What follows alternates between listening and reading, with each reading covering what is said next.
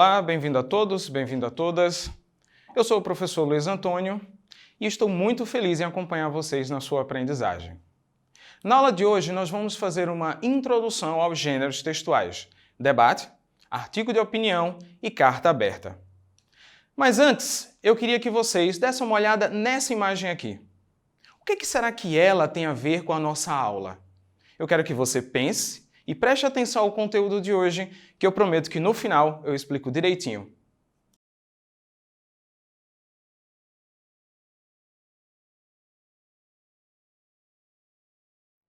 A nossa aula vai falar sobre língua, linguagem e argumentação. Por isso, nada melhor do que a gente começar definindo o que é cada termo desse. O professor Hernani Terra, no seu livro Língua, Linguagem e Fala, define linguagem como todo sistema de sinais convencionais que nos permite realizar atos de comunicação. Ou seja, quando falamos, quando escrevemos, toda a nossa comunicação é feita através de linguagem. Porém, a linguagem ela não é unicamente pertencente aos seres humanos, muito pelo contrário. As abelhas, por exemplo, elas também têm linguagem. Elas usam a linguagem para poder ordenar a colmeia e para poder também produzir o mel. Outro exemplo de linguagem é o próprio semáforo, que usa os códigos de cores para que a gente possa entender e ordenar, nesse caso também, o trânsito. A linguagem ela é dividida em 3 categorias: linguagem verbal, não verbal, linguagem mista ou híbrida. A linguagem verbal ela é aquela que utiliza para atos de fala as palavras. A linguagem não verbal é aquela que utiliza para atos de comunicação outros sinais que não palavras, como, por exemplo, imagens, cheiros, cores, gestos. A linguagem híbrida, como o próprio nome diz, ou mista, ela é uma mistura, uma mescla da linguagem verbal e da linguagem não verbal. Um ótimo exemplo é o gênero textual história em quadrinhos. Nos balões, nós temos as falas dos personagens, linguagem verbal. Mas também temos os desenhos, linguagem não verbal. E o que é língua? No mesmo livro, o professor Hernani Terra diz que língua é uma linguagem que utiliza a palavra como sinal de comunicação. É uma instituição de social caráter abstrato exterior aos indivíduos que a utilizam. Gente, desculpa, eu sei que eu peguei pesado nessa definição, mas eu prometo que eu vou explicar cada termo desse para vocês. Vamos lá. A língua, ela é um elemento de caráter social. Por quê? A língua, ela pertence à nossa sociedade, não aos indivíduos. Se eu uso ou não a língua, isso é indiferente a ela. Ela é um elemento abstrato. Por quê? Porque a língua, você não consegue pegar a língua portuguesa. Você usa ela para escrever, você ouve língua portuguesa, você fala a língua portuguesa, mas a gente não consegue pegá-la, ela não é palpável. E o último elemento, a língua ela é exterior ao indivíduo, ela está fora de nós, porque, por exemplo, se eu sofrer um acidente e perder a minha fala, a língua portuguesa ela vai continuar existindo, não só no Brasil, mas no mundo. Não somos, por incrível que pareça, o único país que fala a língua portuguesa. A língua se organiza em modalidades: oral e escrita. A oralidade, claro, vocês já devem imaginar, ela é manifestada através da fala. Já a escrita, ela é uma representação gráfica e muitas vezes imperfeita da fala. É interessante dizer que a escrita, ela vem depois da fala.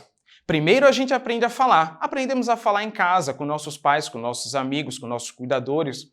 A fala ela é espontânea, ela é natural, ela é intuitiva. Já a escrita não. A escrita ela precisa ser ensinada. Para aprendermos a escrever, você precisa que alguém te ensine, você precisa ir para a escola para isso. E afinal de contas, o que é argumentação? Chegamos ao conceito mais importante da aula. Para as professoras Wanda Maria Elias e Inguindori Vilassicó, no seu livro Escrever e Argumentar, a argumentação é a atividade discursiva de influenciar o nosso interlocutor por meio de argumentos. A constituição desses argumentos demanda uma apresentação e organização de ideias, bem como estruturação do raciocínio que será orientado em defesa da tese ou do ponto de vista. Eu sei que o conceito também é complicado, né? O tio está dificultando a vida de vocês hoje. Mas uma coisa que eu quero que vocês entendam é que Através da linguagem, do uso da língua, nós sempre estamos procurando influenciar o outro. Nós nunca falamos por nada, não falamos por motivo nenhum.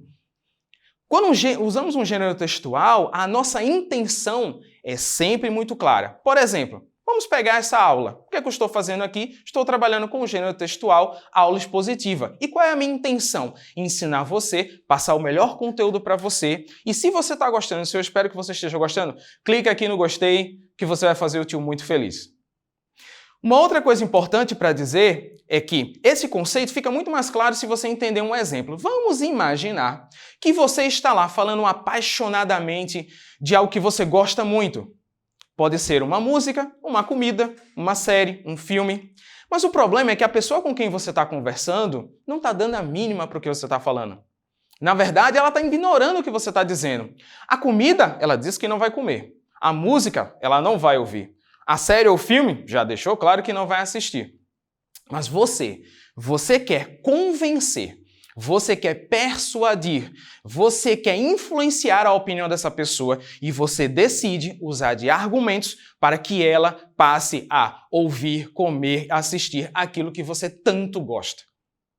E isso é argumentar. Argumentar é influenciar a outra pessoa, influenciar o nosso interlocutor. Vamos voltar para aquela imagem que eu comecei na aula de hoje? Será que agora faz sentido o que eu estou falando? Será que aqui você consegue entender finalmente o que essa imagem tem a ver com a aula de linguagem, língua e argumentação? Vamos lá. Imagine que o lápis é a nossa intenção de fala. É a nossa intenção a fazer com que o outro aceite o que nós estamos dizendo.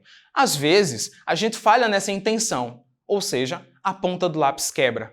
E para isso, a gente precisa se valer de novos argumentos. O apontador, a lapiseira. Fazer apontar aí a nossa argumentação, afiar a nossa fala, afiar nossas intenções para que o outro possa entender e aceitar, ou mesmo ser influenciado por aquilo que a gente está dizendo. Diz aí, o tio mandou bem nessa metáfora, hein? É importante vocês saberem que nessa aula introdutória, você não só vai ficar sabendo o que é argumentação. Nas aulas subsequentes, nós vamos estudar os conectivos, os organizadores textuais e os operadores argumentativos. Muito obrigado a você que chegou até aqui. Se você ficou empolgado ou empolgada, mais uma vez, deixa o like, faça o tio feliz, deixa aqui no comentário dizendo que você achou minha aula sensacional e eu vejo vocês na próxima. Até mais!